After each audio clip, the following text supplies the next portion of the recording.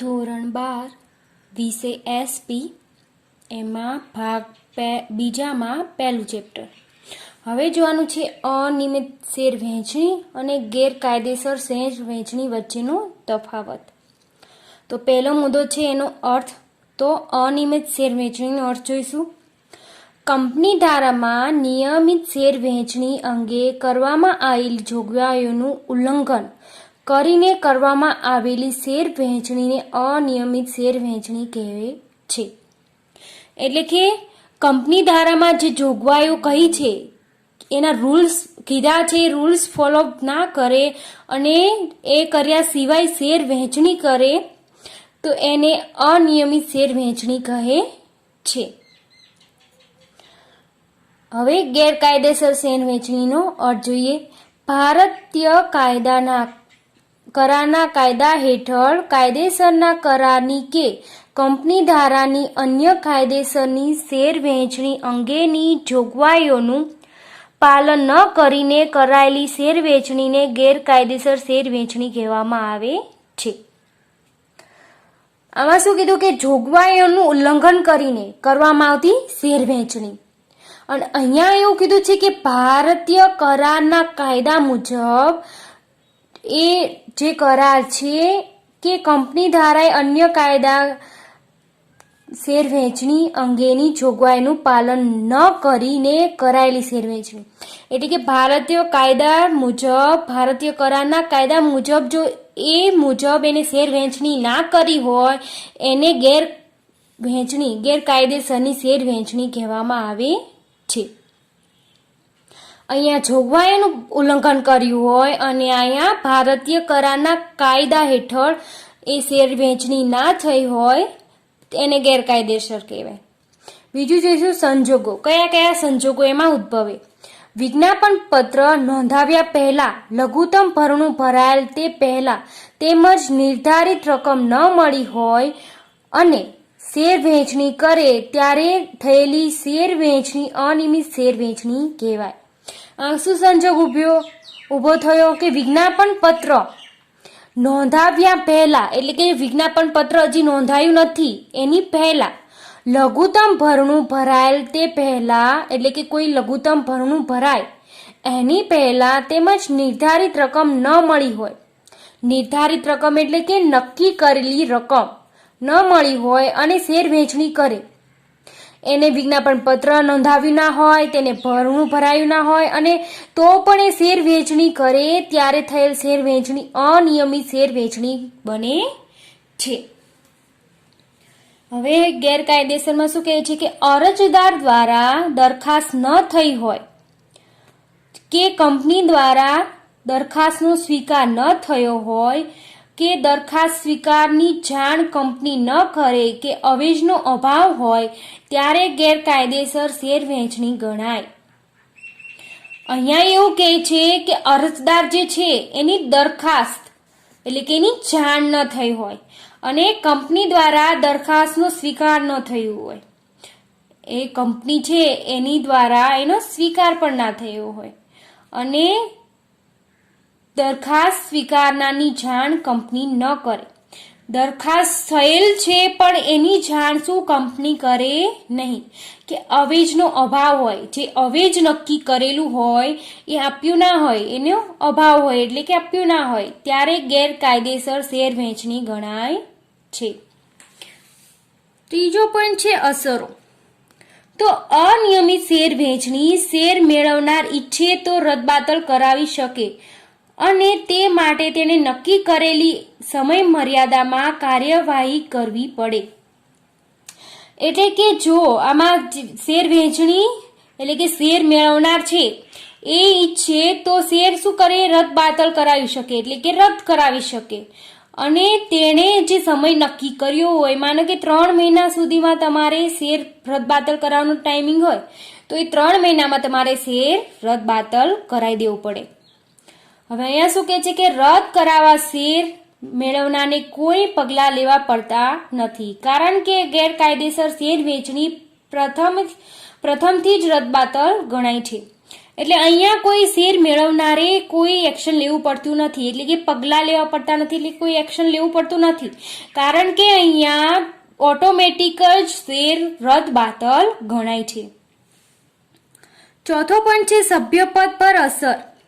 અનિયમિત શેર વહેંચણી રદ બાતલ કરવામાં આવે તો શેર હોલ્ડરનું નામ સભ્યપત્રકમાંથી દૂર કરવાથી તેના સભ્યપદનો અંત આવે છે. હવે સ્વાભાવિક છે કે તમે શેર રદ બાતલ કરાવો તો તમારું જે નામ છે એ સભ્યપદમાંથી કાઢી નાખવામાં આવે, કારણ કે તમે શેર રદ કરાયેલ છે. ગેરકાયદેસર શેર વહેંચણીની બાબતમાં સભ્યપદ મળ્યું ન હોવાથી રદ થવાનો પ્રશ્ન ઉપસ્થિત થતો નથી. અહીંયા તો શું ઓટોમેટિક શેર રદ બાતલ થઈ જાય, એટલા માટે અહીંયા કોઈ સભ્યપદ મળ્યું જ હોતું નથી, એટલે કે રદ બાતલ સભ્યપદ કરાવવાની જરૂર ઊભી થતી નથી. પાંચમું છે જવાબદારી. અનિયમિત શેર વહેંચણીમાં જવાબદાર અધિકારીઓ કંપની તથા શેર હોલ્ડરને નુકસાન કે ખોટ ભરપાઈ કરી આપવા માટે જવાબદાર છે. અહીંયા શું કહે છે કે અનિયમિત શેર વહેંચણી છે એમાં જવાબદાર અધિકારીઓ કંપની તથા શેર હોલ્ડરોને નુકસાન કે ખોટ ભરપાઈ કરી આપવા માટે જવાબદાર હોય છે. ગેરકાયદેસર શેર વહેંચણીમાં કરાર થયેલ ગણાતો નથી, તેથી કોઈ પગલાં લેવાની જરૂર પડતી નથી. અહીંયા કોઈ એક્શન લેવાની જરૂર પડતી જ નથી. હવે જોઈશું ત્યાગપત્ર.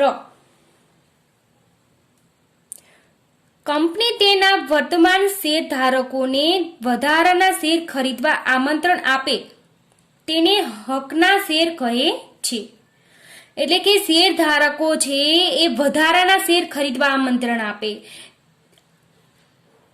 તેને હકના શેર કહે છે. કયા શેર કહે છે? હકના શેર. આ એક પ્રકારનું ફોર્મ જ છે જેનો સંબંધ હકના શેર સાથે સંકળાયેલો છે. આ શું છે? એક પ્રકારનું ફોર્મ જ છે જેનો સંબંધ હકના શેર સાથે સંકળાયેલ છે. કંપની અરજદારોને તેમણે ધારણ કરેલ શેરના પ્રમાણમાં અમુક નિશ્ચિત શેર ખરીદવા આમંત્રણ આપે છે જેને હકના શેર કહે છે. કંપની જે હકના શેર મંજૂર કરે તેને બધા જ શેર અથવા તે પૈકી થોડા શેર હોલ્ડર બીજી વ્યક્તિને આપવા માંગતો હોય તો જે પત્રનો ઉપયોગ કરે છે તેને ત્યાગપત્ર કહે છે. હવે અહીંયા શું કીધું? ત્યાગપત્રનો અર્થ કીધો કે જેને હકના શેર કહે છે, કંપની જે હકના શેર મંજૂર કરે તેને બધા જ શેર અથવા તે પૈકી થોડા શેર હોલ્ડર બીજી વ્યક્તિને આપવા માંગતો હોય. એટલે કે જે શેર હોલ્ડર છે જેને શેર ખરીદાયેલા છે એ શેર હોલ્ડર જેને શેર ખરીદ્યા છે એ વ્યક્તિ બીજી વ્યક્તિને શું આપવા માંગતો હોય? શેર આપવા માંગતો હોય તો જે પત્રનો ઉપયોગ કરે છે તેને ત્યાગપત્ર કહે છે. શું કામ ત્યાગપત્ર કહે? કારણ કે એક વ્યક્તિ છે એ બીજી વ્યક્તિને શેર ખરીદવા કહે છે. એક વ્યક્તિ બીજી વ્યક્તિને શેર આપે છે તો આ વ્યક્તિ શું કર્યું કહેવાય? શેરનો ત્યાગ કર્યો કહેવાય, એટલે એને ત્યાગપત્ર કહેવામાં આવે છે. તેમ કરવાની સગવડ કંપની આપે છે. આ માટે કંપની પોતાની આર્ટિકલ્સમાં જોગવાઈ રાખે છે. આ માટે ત્યાગપત્ર શેર મંજૂરી પત્રકની સાથે જ મોકલવામાં આવે છે. ત્યાગપત્ર 2 ભાગમાં વહેંચાયેલ છે. હવે આવો ક્વેશ્ચન પૂછી શકે કે ત્યાગપત્ર કેટલા ભાગમાં વહેંચાયેલ છે? તો 2 ભાગમાં ત્યાગપત્ર વહેંચાયેલું છે. પ્રથમ ભાગમાં ત્યાગપત્ર છે જેમાં મૂળ શેર હોલ્ડર સહી કરીને પોતે અમુક શેર કે બધા શેરનો અમુક વ્યક્તિની તરફેણમાં ત્યાગ કરવા માંગે છે તેમ જણાવે છે. એટલે કે જ્યાં એક વ્યક્તિ છે એ બીજી વ્યક્તિને પોતે અમુક શેર, એટલે કે એવું કરી શકે કે અડધા શેર એને આપે, અમુક વખત બધા શેર આપે, થોડા શેર આપે, એવી રીતે એને તરફેણમાં એટલે કે એને એ શેર આપે છે એનો ત્યાગ કરવા માંગે છે. માનો કે 50 શેર બીજી વ્યક્તિને આપવા માંગે છે તો એ 50 શેરનો એ ત્યાગ કરવા માંગે છે તેમ જણાવે છે. બીજા ભાગમાં જે મંજૂરી વિનંતી છે, જે વ્યક્તિની તરફેણમાં શેરનો ત્યાગ કરવામાં આવતો હોય તે વ્યક્તિ આ વિભાગમાં સહી કરી પોતાને નામે શેર મંજૂર કરવા કંપની વિનંતી કરે છે. હવે બીજામાં શું કહે છે કે જે વ્યક્તિની તરફેણમાં શેરનો ત્યાગ કરવામાં આવતો હોય તે વ્યક્તિ આ વિભાગમાં સહી કરી પોતાને નામે શેર મંજૂર કરવા કંપનીને વિનંતી કરે છે. એટલે આ બીજી જે વ્યક્તિ છે એ વિનંતી કરે કે મારે આ શેર મારા નામે કરી દે. ત્યાગપત્ર મોકલવા માટે કંપની સમય મર્યાદા નક્કી કરે છે. એટલે કે જેને ત્યાગપત્ર મોકલવું હોય, જે વ્યક્તિને શેર બીજી વ્યક્તિ નામે કરવા હોય એની શું હોય, સમય મર્યાદા નક્કી કરેલ હોય. જો આ સમય મર્યાદામાં મૂળ શેર હોલ્ડર તરફથી ત્યાગપત્ર મળી જાય તો કંપની અરજી અને વહેંચણી પત્રકમાં તેના નામની સામે યોગ્ય નોંધ કરે છે અને જ્યારે સભ્યપત્રક બનાવે ત્યારે બીજી વ્યક્તિનું નામ સભ્ય તરીકે નોંધાય છે. એટલે કે કંપનીએ સમય નક્કી કર્યો, 4 મહિના 3 મહિના, એને સમય મર્યાદા જે નક્કી કરેલું હોય એ સમય મર્યાદામાં જો ત્યાગપત્ર મોકલી આપે તો એ ત્યાગપત્રમાં જે શેર હોલ્ડર, મૂળ શેર જે હોલ્ડર છે એની નામની જગ્યાએ એ જેને શેર વેચ્યા છે એનું નામ સભ્યપદ તરીકે નોંધણી થઈ જાય. હવે બીજું જોવાનું છે શેર વહેંચણી પત્રક. હવે એનો આપણે અર્થ જોઈશું. કંપનીઓ જાહેર ભરણા માટે વિજ્ઞાપન પત્ર દ્વારા શેર ખરીદવા જાહેર જનતાને આમંત્રણ આપે છે. વિજ્ઞાપન દ્વારા એટલે કે એડવર્ટાઇઝ દ્વારા શેર ખરીદવા જાહેર જનતાને આમંત્રણ આપે છે. આપેલ અરજીઓ અંગે શેર વહેંચણી માટેની નીતિ સંચાલક મંડળની સભામાં નક્કી થાય છે. આ નીતિ અને પ્રવર્તમાન ધારા ધોરણ હેઠળ અરજદારને કેટલાક શેર કયા ધોરણે ફાળવવા તે નક્કી થાય છે. એટલે આમાં શું હોય કે શેર વહેંચણી પત્રક જ્યારે તૈયાર કરવામાં આવે ત્યારે શેર વહેંચણી માટે નીતિ સંચાલક મંડળની સભામાં નક્કી થાય છે. નીતિ સંચાલક મંડળની સભામાં નક્કી થાય કે આટલા શેર વેચવાના છે, એની આટલી પ્રાઇસ છે એટલે કે કિંમત છે, અને નીતિ અને પ્રવર્તમાન ધારા ધોરણ હેઠળ અરજદારને કેટલાક શેર કયા ધોરણે ફાળવા, કેટલા શેર કયા ધોરણે ફાળવા એટલે કે કેટલા આપવા તે નક્કી થાય છે. ફાળવેલ શેરની વિગતો દર્શાવવા પત્રકને શેર વહેંચણી પત્રક કહે છે. શું કહે છે કે ફાળવેલ શેરની વિગતો દર્શાવતા પત્રકને શેર વહેંચણી પત્રક કહે છે. ફાળવેલ શેરની વિગતો દર્શાવતો એટલે કે દર્શાવવામાં આવે કે આટલા શેર બહાર પાડવાના છે, એની કિંમત આટલી છે અને આટલા ધોરણે શેર વેચવાના છે, એ અંદર બધું જ દર્શાવવામાં આવે.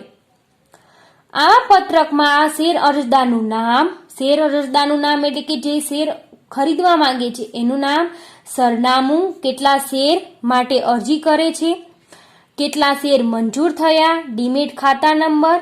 આ ડીમેટ ખાતા નંબર મેં આગળ જણાવ્યું કે શેર વહેંચણી માટે, શેર ખરીદવા માટે એની માટે ડીમેટ ખાતું ખોલાવવું પડે છે. ડિપોઝિટરી આઈડી વગેરે વિગતો દર્શાવાય છે. આમાં શું શું દર્શાવવાનું આવ્યું કે અરજદારનું નામ, સરનામું, કેટલા શેર ખરીદવા અરજી કરી, કેટલાક શેર મંજૂર થયા એટલે કે જેને માનો કે 50 શેર ખરીદવા અરજી કરી છે પણ મંજૂર કેટલા થયા, 40 શેર. પછી ડીમેટ ખાતું એને ખોલાવ્યું હોય, ડીમેટ ખાતાનો નંબર અને ડિપોઝિટરી આઈડી, એ બધી વિગતો દર્શાવવાનું હોય છે. વર્તમાન સમયમાં કમ્પ્યુટર સોફ્ટવેરની મદદથી આ પત્રક તૈયાર કરવામાં આવે છે. હવે આપણે કોમ્પ્યુટર હોય છે એટલે કોમ્પ્યુટર સોફ્ટવેરની મદદથી પત્રક તૈયાર કરવામાં આવે છે. હવે જોવાનું છે શેર વહેંચણી અંગેની સેક્રેટરીની ફરજો. કે શેર વહેંચણી જ્યારે થાય ત્યારે સેક્રેટરીની કઈ કઈ ફરજો છે એ જોઈશું. ભારતીય કરારના કાયદાની સામાન્ય જોગવાઈઓ અને કંપની ધારાની ખાસ જોગવાઈઓ પ્રમાણે શેર વહેંચણી માટે કંપની સેક્રેટરીએ નીચે પ્રમાણેની ફરજોનું પાલન કરવું પડે છે. હવે જોઈએ કઈ કઈ ફરજો છે એની. પહેલી છે કે સંચાલક મંડળની સભામાં જરૂરી ઠરાવ પસાર કરી શિડ્યુલ બેંકમાં જરૂરી દસ્તાવેજો રજૂ કરી એસ્ક્રો ખાતું ખોલાવવું જોઈએ. શું આમાં કીધું કે સંચાલક મંડળની સભામાં જરૂરી ઠરાવ પસાર કરી, એ જે જરૂરી ઠરાવ છે એ પસાર કરી શિડ્યુલ બેંકમાં જરૂરી દસ્તાવેજો રજૂ કરી એસ્ક્રો ખાતું ખોલાવવું જોઈએ. શેરની નોંધણી કરાવ્યા માન્ય શેર બજારો સાથે સમજૂતી કરવી જોઈએ. એટલે કે શેર નોંધણી કરાવવા જે શેર બજાર માન્ય ધરાવે છે એની સાથે સમજૂતી કરવી જોઈએ, એટલે કે એની અંદર રજીસ્ટર કરાવવું જોઈએ. ત્રીજો પોઈન્ટ છે જાહેર ભરણા માટે જુદા જુદા મધ્યસ્થીઓ જેવા કે લીડ મેનેજર, રજિસ્ટ્રાર, ભરણાની બેંક, ડિપોઝિટરી, દલાલો વગેરે સાથે કરાર કરવા. કોની સાથે કરાર કરવા? લીડ મેનેજર, રજિસ્ટ્રાર, ભરણાની બેંક, ડિપોઝિટરી સાથે દલાલો કરવા. શેર અરજી પાછી ખેંચવા અને ભરણાની યાદી બંધ થતા અંગેની કાનૂની જોગવાઈનું પાલન કરવું. શેર અરજીઓ છે એને પાછી ખેંચવા અને ભરણાની યાદી બંધ થતા અંગેની કાનૂની જોગવાઈનું પાલન કરવું પડે. શેર વહેંચણી માટે સંચાલક મંડળની સભા બોલાવી અને સભા અંગે સભ્ય નોંધ કરવી. શેર વહેંચણી કરવાની હોય ત્યારે સંચાલક મંડળની સભા બોલાવી અને સભ્ય અંગેની સભા નોંધ કરવી. એટલે કે કોણ સભ્ય નોંધ, એટલે કે સભ્ય નોંધ કોણ છે, કોણ સભા અટેન્ડ કરી એ સભા નોંધ તૈયાર કરવી. શેર વહેંચણી અંગે અરજદારોને જાણ કરવી. વર્તમાનમાં SMS અને ઈમેલથી જાણ કરવામાં આવે છે. અત્યારે પહેલામાં શું હતું કે અરજદારને વહેંચણી અંગેની અરજદારને જાણ કરવી પડે. અત્યારના સમયમાં શું થાય છે કે SMS કરી દે અને અથવા તો ઈમેલથી જાણ કરી દે. પહેલામાં પત્ર દ્વારા જાણ કરવામાં આવતી હતી, હવે પત્ર દ્વારા નહીં પણ SMS અને ઈમેલથી જાણ કરવામાં આવે છે. હવે 8મું છે કે અરજીની નામંજૂરી અંગે અરજદારોને જાણ કરવી. અરજીની નામંજૂરી અંગેની કે અમુક નામંજૂર શેર થયા હોય તો એની અરજદારને જાણ કરવી પડે. શેર વહેંચણી પત્રક કંપનીના રજિસ્ટ્રાર સમક્ષ નોંધાવવું, કે કોણે કેટલા શેર ફાળવણી કર્યા છે એ રજિસ્ટ્રાર સમક્ષ નોંધણી કરાવવી પડે. બાંહેધરી કરાર કરેલ હોય તો બાંહેધરી દલાલોને નક્કી કર્યા મુજબ કમિશનની રકમ ચૂકવવી. જે બાંહેધરી કરાર સાથે તમે જે ડીલ કર્યું કે આટલા શેરના આટલા ટકા આપવાના, તો એની સાથે એને કમિશન ચૂકવવું પડે. લીડ મેનેજર, ડિપોઝિટરી, દલાલો, ભરણા રજિસ્ટ્રાર વગેરે નક્કી કર્યા મુજબ મહેનતાણાની રકમ ચૂકવી પડે. એમને જે મહેનતાણાની જે રકમ છે એમને એની ચૂકવણી કરવાની. શેર વહેંચણી બાદ સમજૂતી કરેલ માન્ય શેર બજાર પર શેર નોંધણી કરાવવી. હવે શેર વહેંચણીનો કાર્યક્રમ પૂરો થઈ ગયો પછી શું કરવાનું કે માન્ય શેર બજારમાં શેરની નોંધણી કરાવવાની. હવે છે શેર હપ્તા. તો શેર હપ્તા કઈ રીતના હોય એ જોઈશું. કંપની જ્યારે શેર બહાર પાડે ત્યારે શેરની મૂળ કિંમતની તમામ રકમ એક સાથે ન પણ મંગાવે. કંપની પોતાની જરૂરિયાત મુજબ આ રકમ હપ્તે મંગાવી શકે.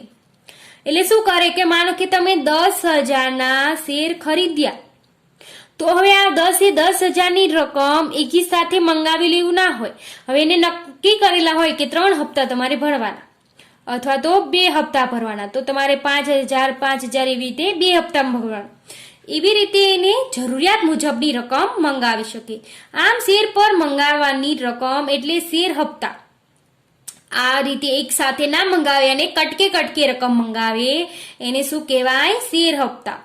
શેર ખરીદવા અરજદાર જ્યારે અરજી કરે અને શેર મંજૂરી વખતે નિયત કરેલી રકમ ભર્યા બાદ બાકી રહેતી રકમ ચૂકવવા શેર ધારક બંધાયેલ છે. પૂરેપૂરા ભરાઈ ન થયેલ શેર પર બાકીની રકમ જે શેર ધારક પાસેથી મંગાવવામાં આવે તેને શેર હપ્તો કહેવામાં આવે છે. એટલે કે પૂરેપૂરી રકમના 10,000ના શેર ખરીદ્યા તો 10,000ના શેર પૂરેપૂરા મંગાવે જરૂરી નહીં, એ હપ્તે હપ્તે મંગાવે કે ભાઈ પહેલો હપ્તો છે તો આટલી રકમ તમે ચૂકવી દો, બીજામાં આટલામાં, પછી છેલ્લે જે વધે એ મંગાવી લે. નિયમન પત્રમાં દર્શાવેલી જોગવાઈનું પાલન કરીને જે શેર હપ્તા મંગાવવામાં આવે તે રકમ ચૂકવવાની શેરધારકની જવાબદારી છે. એ હપ્તે હપ્તે મંગાવે છે તો એ હપ્તે હપ્તે રકમ ચૂકવવાની. માનો કે 5,000ના હપ્તો પહેલો ભરવાનો છે તો એ હપ્તો એને ટાઈમસર ચૂકવવાની શેરધારકની જવાબદારી છે. આવા શેર વ્યક્તિગત કે સંયુક્ત નામે હોય તો તે ચૂકવવાની જવાબદારી વ્યક્તિગત રીતે અને સંયુક્ત રીતે ઉદ્ભવે છે.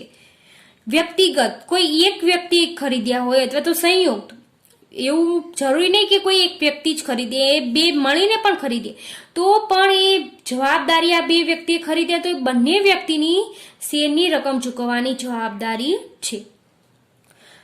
હવે જોવાનું છે કે શેર હપ્તા અંગે કંપની ધારાની જોગવાઈઓ, તેની જોગવાઈઓ કઈ કઈ છે જોઈશું. શેર હપ્તા અંગે કંપની ધારાની જોગવાઈઓ નીચે મુજબ છે. પહેલું છે શેર હપ્તા મંગાવવા અને નિયમન પત્રમાં જોગવાઈ હોવી જોઈએ. શેર હપ્તા માંગવામાં તમારે અગાઉથી નિયમન પત્રમાં જાણ કરવી જોઈએ કે આ શેર છે તો એને આટલા આટલા હપ્તામાં તમે વેચી શકો છો. બીજું છે એક જ પ્રકારના શેર બાકી હપ્તાની રકમ સમાન ધોરણે સરખી રકમ ન્યાયી રીતે ભેદભાવ વગર મંગાવી જોઈએ. એટલે કે પહેલી વાર વધુ મંગાવી, પછી ઓછી મંગાવી, પછી વધુ મંગાવી, એવી રીતે નહીં. સરખા હપ્તામાં સરખામણીમાં સરખી મંગાવી જોઈએ. માનો કે 3 હપ્તા કરવાના છે તો એને 3 હપ્તામાં 2,000 મંગાવવાના છે તો પહેલા હપ્તામાં 2,000 મંગાવ્યું, પછી 3,000, એવી રીતે નહીં. પહેલા હપ્તામાં 2,000 મંગાવ્યા છે તો બીજા હપ્તામાં 2,000, એવી રીતે રકમ મુજબ. માનો કે 10,000ના છે તો એ 10,000ના એને કેટલા હપ્તા મંગાવવા હોય કે 2 હપ્તા મંગાવવા હોય તો પહેલી વાર એને 4,000 મંગાવ્યા ને પછી એમ કે 6,000, એવી રીતે નહીં. 5,000 એ રીતે સરખા રીતે મંગાવવા જોઈએ. શેર હપ્તો મંગાવતા પહેલા સંચાલક મંડળની સભામાં હપ્તો મંગાવવા અંગેનો ઠરાવ પસાર કરવો જોઈએ. જ્યારે તમે શેર હપ્તો મંગાવવા માંગતા હોવ ત્યારે સંચાલક મંડળની સભામાં એ ઠરાવ પસાર કરવો જરૂરી છે. હપ્તા અંગેની માંગણી પત્રમાં હપ્તાની રકમ, બેંકનું નામ, મુદત, તારીખ વગેરે દર્શાવવું જોઈએ. એટલે કે હપ્તા અંગેની માંગણી પત્રમાં તમે જ્યારે હપ્તો મંગાવો છો ત્યારે રકમ, કેટલી રકમ મંગાવવાની છે, કઈ બેંકમાં મંગાવવાની છે અને કેટલા સમયમાં ભરવાની છે, કે 10 દિવસમાં, 15 દિવસમાં, મહિનામાં, કેટલી મુદત, એટલે કેટલી મુદત 10 દિવસમાં ભરી દેવાની છે કે 20 દિવસમાં, તારીખ, હવે કઈ તારીખે ભરવાની છે, એ બધી વિગત દર્શાવવી જોઈએ. શેર હપ્તા ન ભરાય ત્યાં સુધી શેરની ફેરબદલી અને સભ્યનો મતાધિકાર અટકાવી શકાય છે.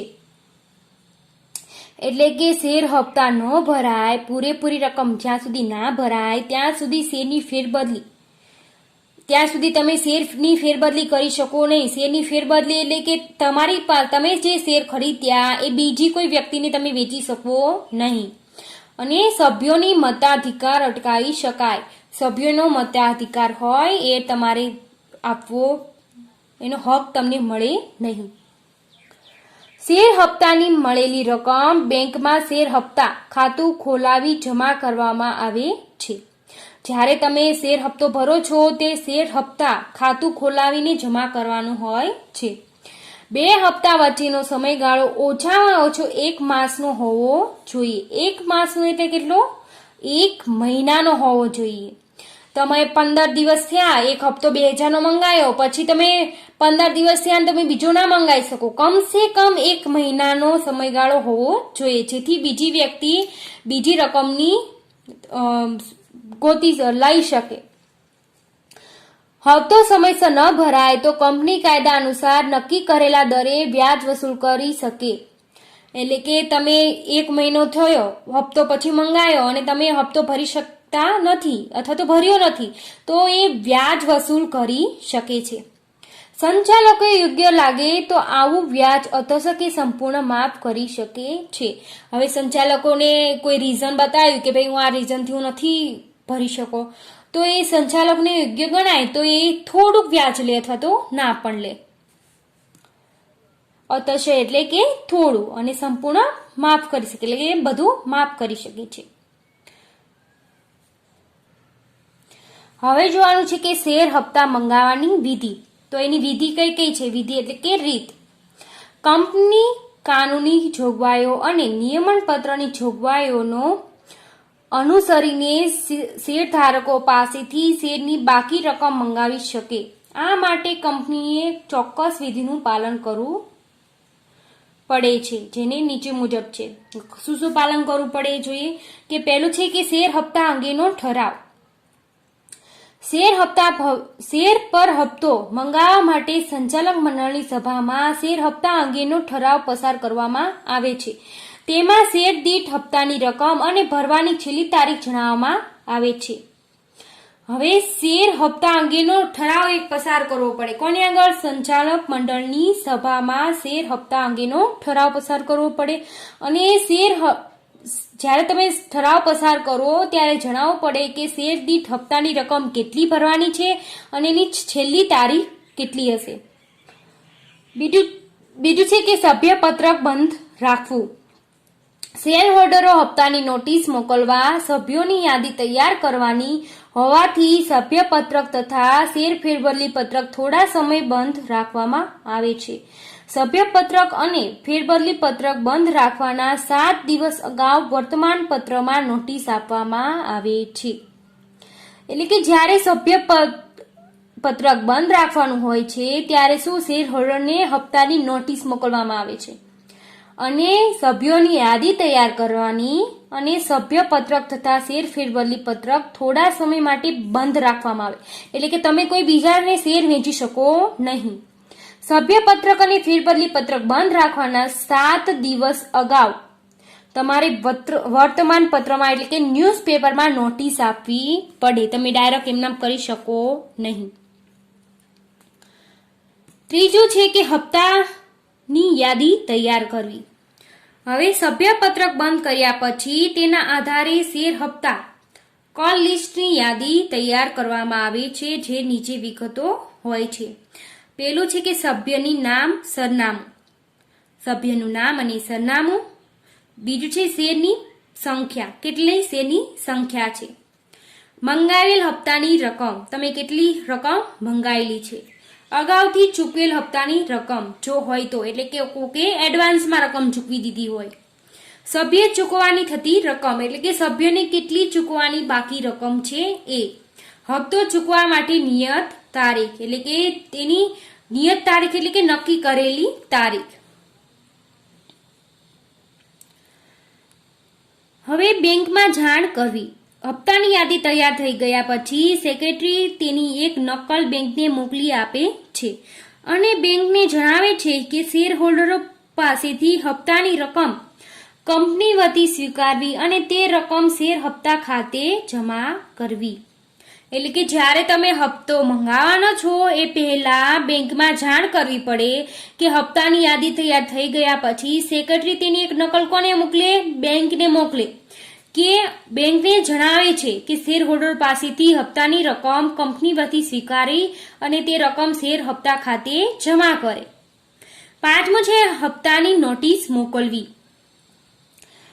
હપ્તાની યાદી તૈયાર થયા પછી તેના આધારે દરેક સભ્યને હપ્તા ભરવા અંગેની જાણ કરતો પત્રક રજિસ્ટર્ડ પોસ્ટ દ્વારા મોકલવામાં આવે છે. આ પત્રને હપ્તાની નોટિસ કહે છે. હપ્તો ભરવાની મુદત અગાઉ 14 દિવસ પહેલા આ નોટિસ સભ્યને મળી જવી જોઈએ. કે હપ્તાની નોટિસ મોકલવી એટલે જ્યારે તમે હપ્તો મંગાવવાનો છો એ પહેલા તમારે હપ્તો ભરવાની એક નોટિસ મોકલવી પડે. કેટલી અગાઉ? 14 દિવસ અગાઉ તમારે નોટિસ મોકલવી પડે અને એ નોટિસ સભ્યને મળી જવી જોઈએ. શેર હપ્તાની ચૂકવણી. શેર હોલ્ડરો હપ્તા પત્ર મળ્યા પછીની તારીખ 14 દિવસની અંદર બેંકને હપ્તાની રકમ ચૂકવે છે. બેંક આ રીતે મળેલ રકમ શેર હપ્તા ખાતાની જમા કરે છે અને ભરણા ચિઠ્ઠી પોતાની પાસે રાખી શેર હપ્તાની નોટિસ અને રસીદ શેર હોલ્ડરને પરત કરે છે. બેંક ભરણા ચિઠ્ઠી એક સાથે કંપનીને મોકલાવે છે. ભરણા ચિઠ્ઠી એટલે શું? કે જ્યારે પૈસા રૂપિયા જમા કરાવવામાં આવે છે ત્યારે એ ભરણા ચિઠ્ઠી ભરે છે અને એ ભરણા ચિઠ્ઠી બેંક પોતાની પાસે રાખે છે અને રસીદ શેરહોલ્ડરને આપે છે અને ભરણા ચિઠ્ઠી જ્યારે બધા શેરહોલ્ડરો ભરી દે એની રકમ પછી એકી સાથે કંપનીને ભરણા ચિઠ્ઠી મોકલાવે છે. 7મું છે હપ્તાપત્રકમાં નોંધ કરવી. કંપનીનો સેક્રેટરી ભરણા ચિઠ્ઠીના આધારે સભ્યપત્રકમાં નોંધ કરે છે કેટલા સભ્યોને હપ્તો ભરાયો છે અને કયા સભ્યના હપ્તા બાકી છે તેની યાદી તૈયાર કરી સંચાલક મંડળ સમક્ષ રજૂ કરે છે જેથી અગાઉની કાર્યવાહી થઈ શકે છે. હવે હપ્તાપત્રકમાં નોંધ કરવી એટલે શું કે કંપની શેર સેક્રેટરી ભરણા ચિઠ્ઠીના આધારે સભ્યપત્રકમાં શું કરશે? નોંધ કરે છે કે કેટલા સભ્યોને હપ્તો ભરાયો છે અને કેટલા સભ્યોને બાકી છે તેની યાદી તૈયાર કરી સંચાલક મંડળ સમક્ષ રજૂ કરે છે. હવે જોઈશું શેર હપ્તા અંગે સેક્રેટરીની ફરજો કે શેર હપ્તા અંગે સેક્રેટરીની કઈ કઈ ફરજો છે એ જોઈશું. પહેલું છે શેર હપ્તો મંગાવવા અંગે નિયમન પત્રમાં જોગવાઈ કરવી કે નિયમન પત્રમાં શેર હપ્તો મંગાવવામાં આવે છે એની શેમાં જોગવાઈ કરવાની? નિયમન પત્રમાં. સંચાલક મંડળની સભા બોલાવીને તેમાં શેર હપ્તા મંગાવવા અંગેનો ઠરાવ પસાર કરવો. સંચાલક મંડળોની સભા બોલાવી અને તેમાં શેર હપ્તા મંગાવવા અંગેનો ઠરાવ પસાર કરવો પડે. હપ્તો મંગાવતા પહેલા સભ્યપત્રક અને શેર ફેરબદલી પત્રક બંધ રહેશે તે અંગે 7 દિવસ અગાઉ વર્તમાનપત્રોમાં જાહેર નોટિસ આપી. નોટિસ આપવાનું કાર્ય કોણ કરે છે? સેક્રેટરી. અને એ નોટિસ ક્યાં આપવામાં આવે છે? વર્તમાનપત્રોમાં આપવામાં આવે છે એટલે કે ન્યૂઝપેપરમાં. કેટલા દિવસ અગાઉ? 7 દિવસ અગાઉ વર્તમાનપત્રોમાં જાહેર નોટિસ આપવાની હોય છે. જે સભ્યોએ હપ્તો ચૂકવવાનો છે તેની યાદી તૈયાર કરવી અને દરેક સભ્યને હપ્તો મંગાવવા અંગેની નોટિસ મોકલવી. જે સભ્યોને હપ્તો ચૂકવવાનો છે એટલે કે બાકી છે તેની યાદી તૈયાર કરે કે કોને કોને ચૂકવવાનો બાકી છે અને દરેક સભ્ય હપ્તો મંગાવવા અંગેની નોટિસ મોકલે. બેંકમાં આ અંગેનું ખાતું ખોલાવવું એટલે કે હપ્તા ભરવા અંગે બેંકમાં ખાતું ખોલાવવાનું એ કોણ કામ કરે? સેક્રેટરી. ભરણાના આધારે સભ્યપત્રકમાં નોંધ કરવી અને માંગ્યા છતાં હપ્તા નહીં ભરનાર સભ્યોની યાદી તૈયાર કરી સંચાલક મંડળ સમક્ષ રજૂ કરવી. એટલે કે જેમની પાસેથી તમે નોટિસ મોકલી છે, તમે હપ્તો મંગાવ્યો છે પણ એમને તો પણ ભર્યો નથી તો એની સભ્યોની યાદી તૈયાર કરશે કે આટલા સભ્યોએ હપ્તો ચૂક્યો નથી અને એ યાદી સંચાલક મંડળ સમક્ષ રજૂ કરશે.